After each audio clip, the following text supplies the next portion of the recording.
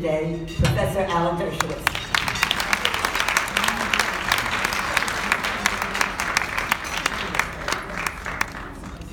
Thank you so much. What an honor and pleasure it is for me to be here today among the most impressive collection of Jewish women and Zionists since Golda Meir sat alone in her office.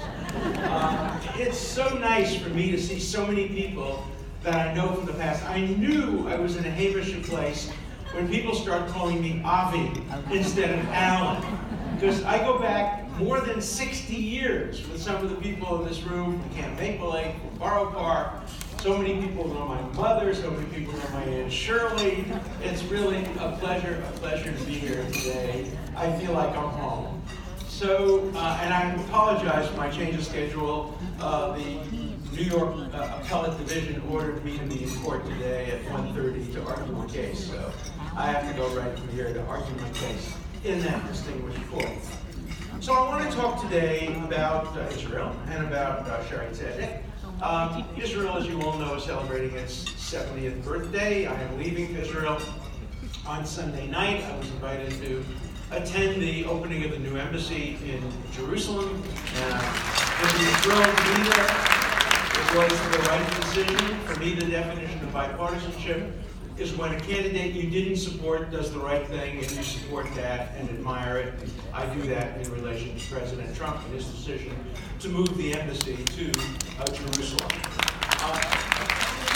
Israel has so much to celebrate. No country in the history of the world, no country has ever contributed so much to humankind in so short a period of time as Israel has done in 70 years.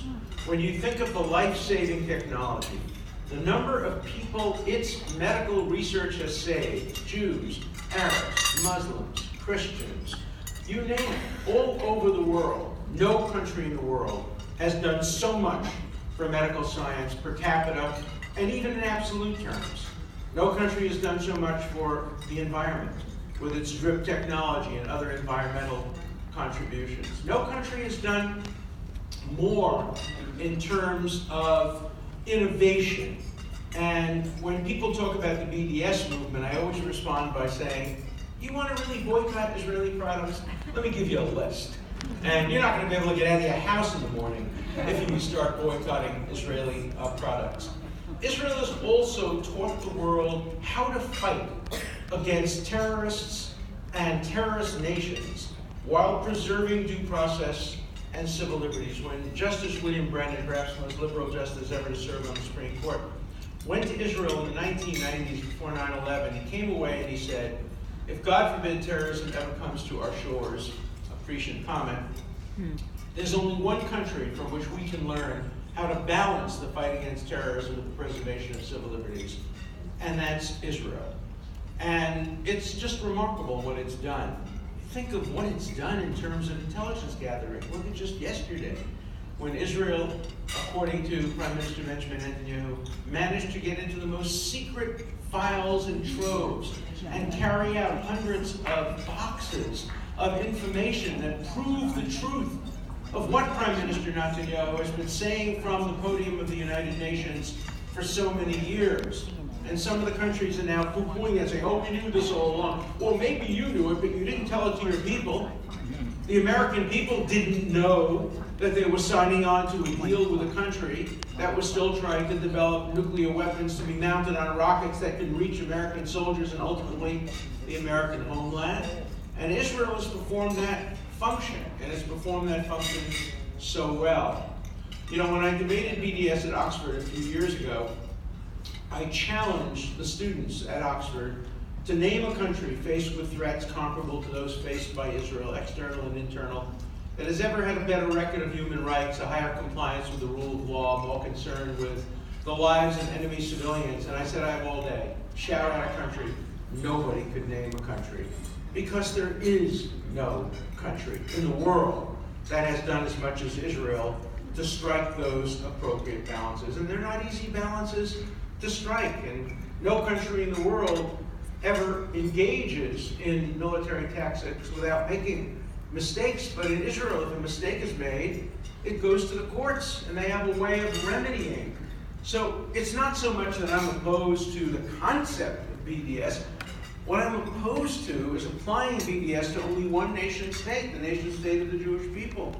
If the BDS movement were to list every single country in the world by reference to their violation of human rights and by reference to how inaccessible the victims of human rights violations are to the courts and the media, Israel would rank last, not first, on anybody's BDS list. So BDS is not a movement, it's a tactic. It's an anti-Israel tactic designed to turn students against Israel. And although it loses on every college campus, though the other day it won a vote at Barnard, believe it or not, though it loses on college campuses because no president will ever implement BDS, the very fact that it raises the issue gives it a win, because it persuades young students that Israel is the worst human rights offender. It allows those teachers who propagandize in the classroom against Israel to foment anti-Israel hatred. And when you look at a campus like Barnard, which is a very, very high percentage of Jewish students, you realize how serious the problem is. It's more serious at some universities than others. It's not a real problem at Penn, or at Harvard, or at Yale. It is at Columbia, and that says something about the Columbia leadership as well. And it is a problem at many other universities today. And it's a problem that has enormous implications for the future of American support for Israel, because these students are our future leaders. You know, I used to teach 150 students in the first day of class at Harvard Law School. And they would look around and they would see 150 nervous students, afraid that I was going to call on them and put them through the rigorous Socratic method, which I did. But I wouldn't see 150 scared students. I would see the future President of the United States, the future Chief Justice, the future editor of the New York Times, the future managing partner of Goldman Sachs, the future leaders, because they all came through my class. And when students are miseducated in this way, it has enormous implications for the future. It became very personal for me just the other day. When I wrote my book, The Case for Israel, I picked the smartest student in my class. I taught a course on neuropsychology and the law at the undergraduate school. It was a class for students, both at the undergraduate school, the psych department, and the law school. And the smartest student in the class was a young woman named Natalie Portman. And I picked her to be my research assistant on the book, The Case for Israel. And she went to Israel for me. She did research, actually medical research, on how terrorists were using rat poison in bombs in order to make it harder for the blood to coagulate. She did some phenomenal research. Then she came back to America, where she pursued her career as Natalie Portman. I didn't know when I hired her as my research assistant that she was an actor. I knew her as Natalie Portman. And you can't imagine how disappointing it was to me personally when I saw 2 weeks ago that she rejected the Genesis Prize and refused to go to Israel to accept it because she was upset about some of Israel's policies. I was upset about some of Israel's policies too, particularly in relation to the refugees from the Sudan. I thought they could have showed a little bit more Rahmanus. And I wrote to the Prime Minister. That's what I do when I don't like something Israel does. I write a private letter to the Prime Minister. In this case, I wrote a private letter to Natalie Portman. And I said to her that I wish she had done this differently. I wish she had done what Elie Wiesel did when he was offered some award at the White House by President Reagan, who was about to go to Bitburg and honor the SS. Elie didn't reject the award. He didn't stay away. He spoke truth to power. He looked at President Reagan and said, that place is not your place. Your place is with the victims, not with the perpetrators. That's what she should have done. She should have gone to Israel. She should have accepted the award. She should have said what she thought to the Prime Minister. She has free speech rights. She could have done it in a dignified way. And then she could have contributed the prize money to organizations that support her policies in Israel. But instead, she played into the hands of the BDS movement inadvertently. She's a good, decent person. She doesn't support BDS. But she didn't understand that by refusing to go to Israel, she sent a message. It's the opposite message from the message we should be sending. The message I send to the enemies of Israel is, come with me to Israel. Let me show you around. Let me show you what Israel is. Let me show you the West Bank. Let me take you to Ramallah. You won't see a single Israeli soldier or policeman in Ramallah. Learn the reality. Now, of course, Natalie knows the reality. She was born in Israel. She speaks fluent Hebrew. She made a movie recently of A Tale of Darkness of Amasaz's wonderful memoir. But I think she made a mistake. But I don't want to stand here to criticize her. The point I'm making is her decision symbolizes and represents what a lot of your children's friends and nieces and nephews' friends and young people are feeling today. When I grew up, Israel was a source of enormous pride to all of us, whether it be what they did in 1948, what they did in 1967. It was an enormously proud thing to identify and associate with Israel. On college campuses today, and among young millennials, that's not the reality. Israel is not a source of pride to many of them. It's a source of conflict and embarrassment. And the biggest problem on college campuses today are not the 10% who are virulently anti-Israel, certainly not the 10% who are strongly pro-Israel. It's the 80% today who couldn't care less, who are uninvolved because they don't want to be burdened by support for Israel. This new movement on college campus called intersectionality, which basically says all oppressors and oppressed are the same. All the oppressed, people who are gay, people who are women, people who are black, are oppressed by the same people, and the oppressors are Zionism, capitalism, you name it. And so the message to college students today is, you cannot be a feminist and a Zionist. You have to choose. Obviously, everyone in this room disproves that point over and over again, as my children and grandchildren and many of your children and grandchildren do. You can't be an environmentalist, they say, and a Zionist. You have to pick and choose. And we have to respond. We have to prove that Israel is a country of feminism. You know, Israel is the first country in the history of the world, ever to elect a woman head of state who wasn't related to a previous head of state, or somebody previously in politics. Golda Meir had no people who related to her who were in power. She did it on her own. Israel is one of the first countries to not have a don't ask, don't tell policy when it comes to gay and lesbian people serving in the military, and there are so many who do, with distinction, generals, intelligence officers. Israel doesn't have the same policy we have in the United States against transgender people serving in the military. Israel is a bastion of liberalism, multiculturalism. There is no country in the Middle East that has as heterogeneous a group of people racially, ethnically, linguistically, religiously, and yet Israel is so criticized more than any other group on campus. I spoke recently at the University of Illinois, one of the largest universities in the world, and of course, everywhere I go, there are protests. Thank you for not protesting me today. It's really nice to be able to come to a place where there are people outside screaming and trying to shout me down. Everywhere else I go, there are protests. And I put it to the students who are protesters. I said, when's the last time you had a protest against what's going on in relation to the Kurdish people? They never heard of the Kurdish people. They don't know what the Kurdish people are suffering. They didn't protest about Syria. They didn't protest about Chechnya. They didn't protest when Darfur was going on and Rwanda. We did. We did. The Jewish community was very active in all these human rights struggles, but not the people who are now protesting Israel, because they are single-issue protesters. And they're not doing it because they love the Palestinian people.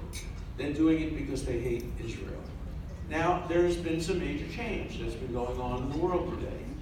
The Sunni Arab countries, particularly the Gulf countries, but all the Sunni Arab countries, are now coming to realize that Israel is a source of stability in the Middle East.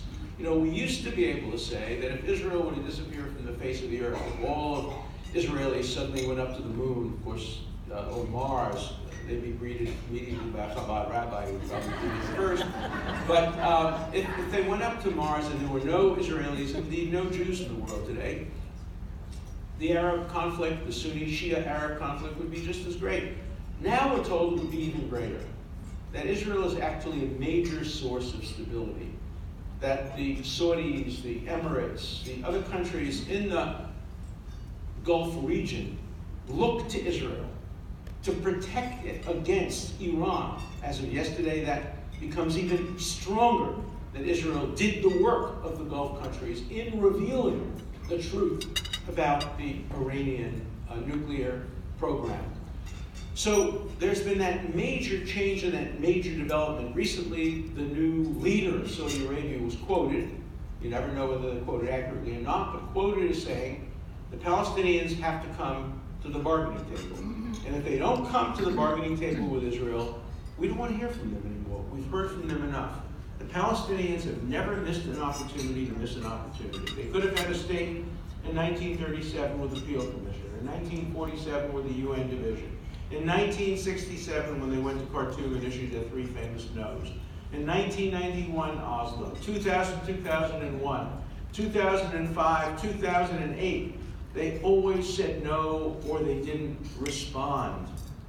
You know, my mother, some of you know my mother, her favorite joke was about Shlomi, who was 79 years old. I identify how old I am.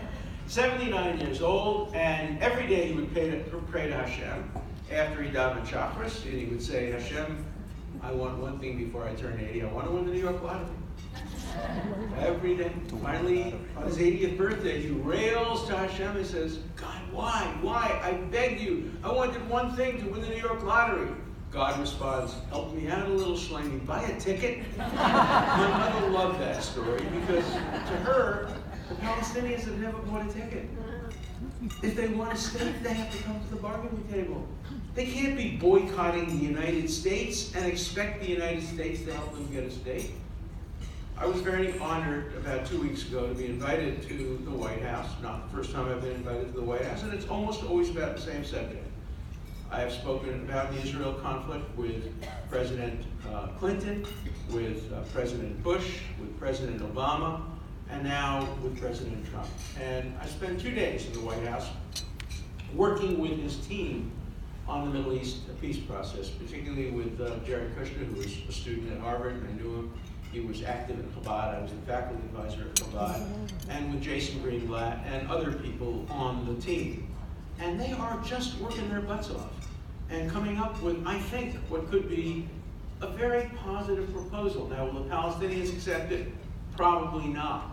But the interesting thing is, if the Israelis would accept it, and the Sunni Arabs would accept it, they could put enormous pressure on the Palestinians to accept it. There has to be a compromise. You can't get everything you want in a negotiation. Compromise is the nature of how you make deals. You don't make deals with your friends, you make deals with your enemies. And you don't make deals that ever depend on parchment promises, on what's written down in paper.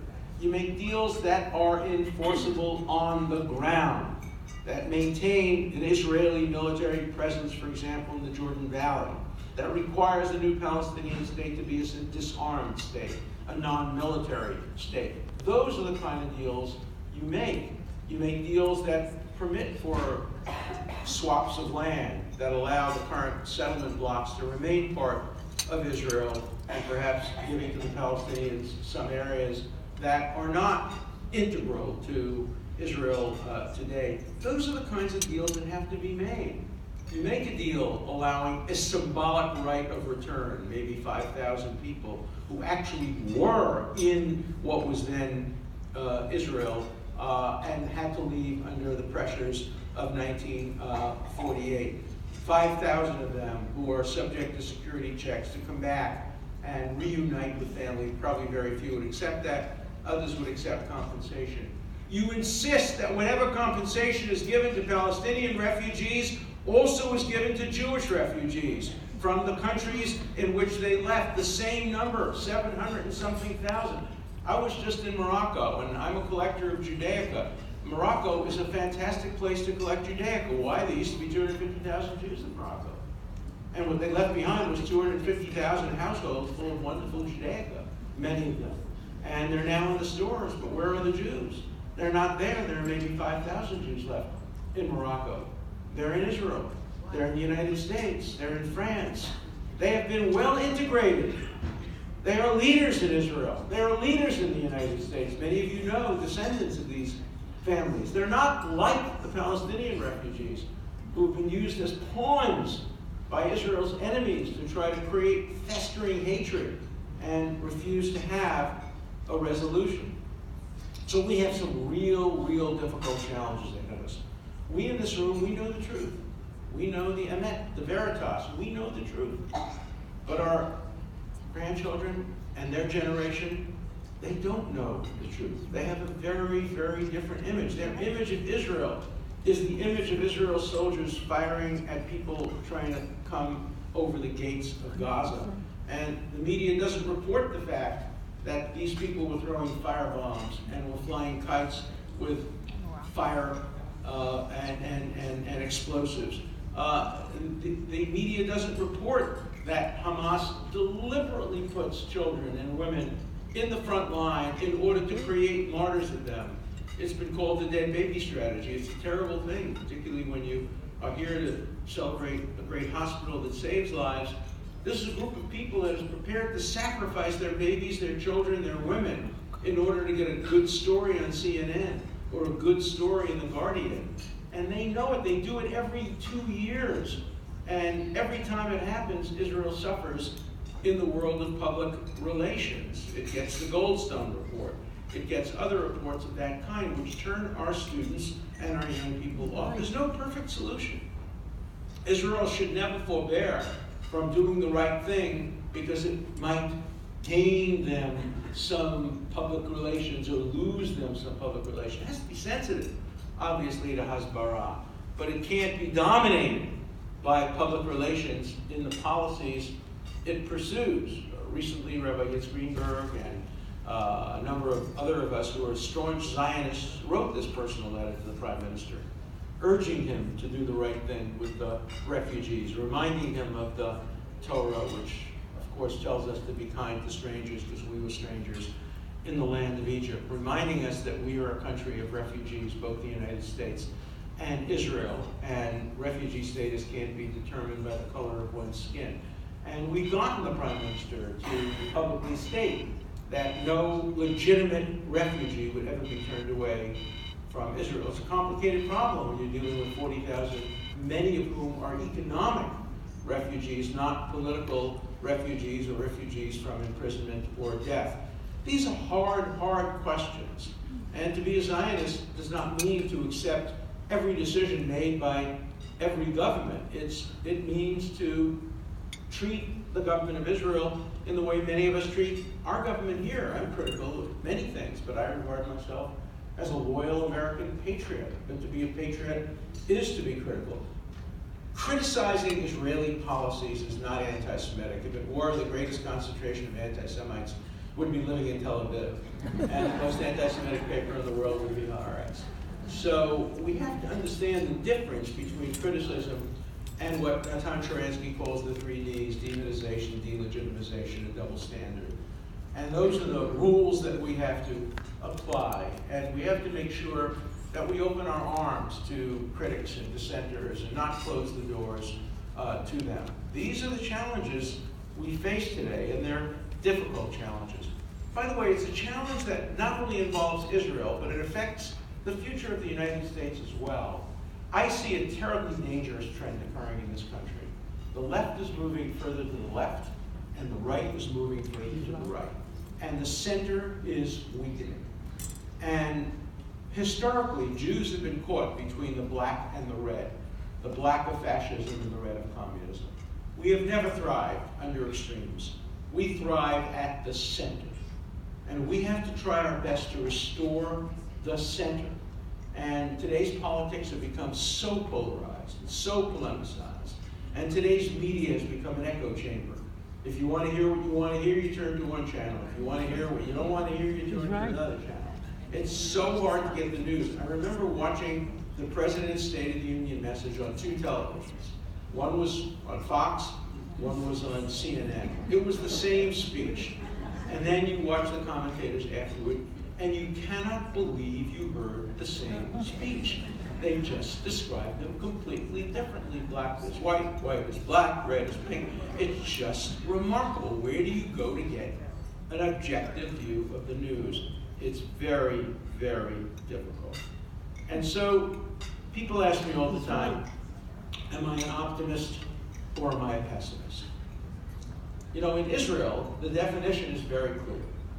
A pessimist is somebody who says, "Oy, things are so terrible, they can't possibly get any worse." And an optimist says, "Yes, they can."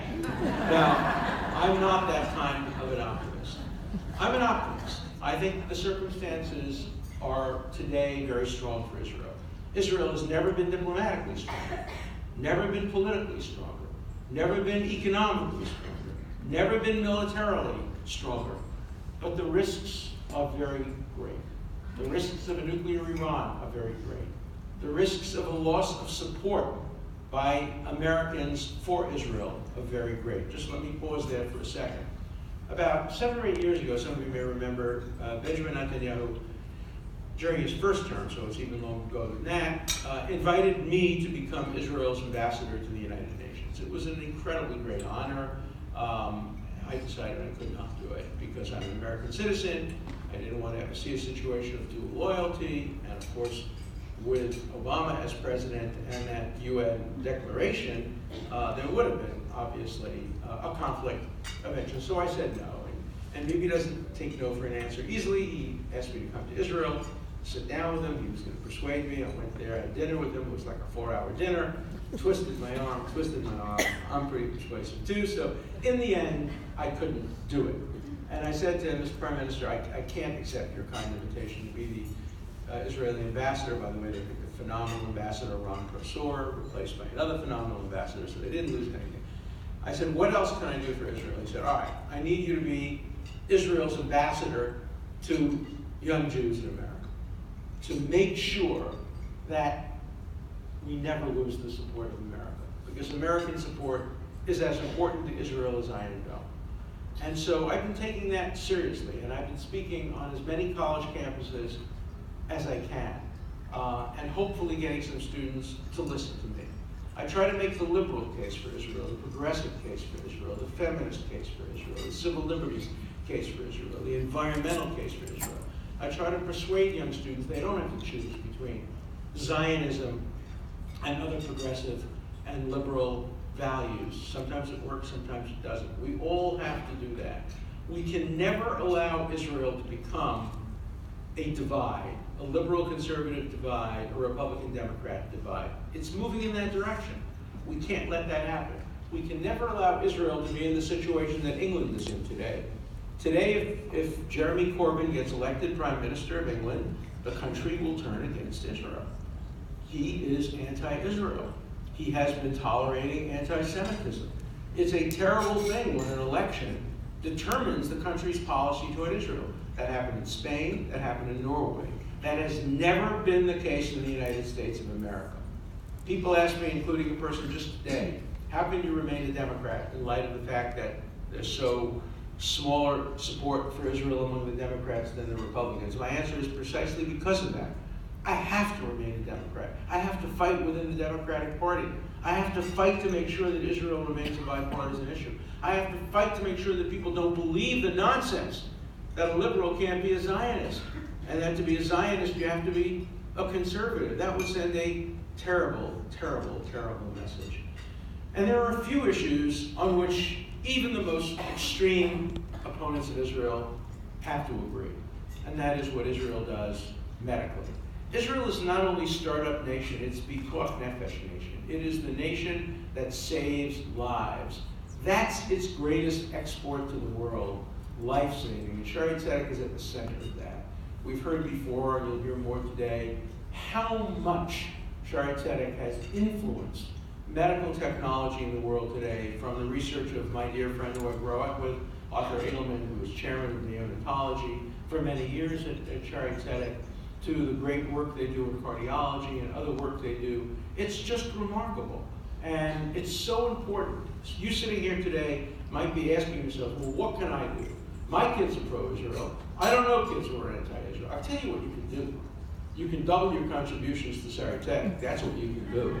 Because by doing that, you send the most powerful message that putting aside the conflict, Israel does so much for the world. I've been trying to get students in colleges every day to do the following. Every Friday in the morning, to hand out all through the college a two-page color, just both sides of the page, color leaflet, just entitled, "How has Israel improved your life this week?" With just a list of things, of technological, medical, and other innovations that have helped you personally, you as a student, you as a child and a grandchild with perhaps sick grandparents, you as somebody who cares deeply about the environment and technology. We have to make that case more strongly, and at the center of the case is the wonderful institution that we're here today to support. So thank you so much for inviting me to make your strength this morning.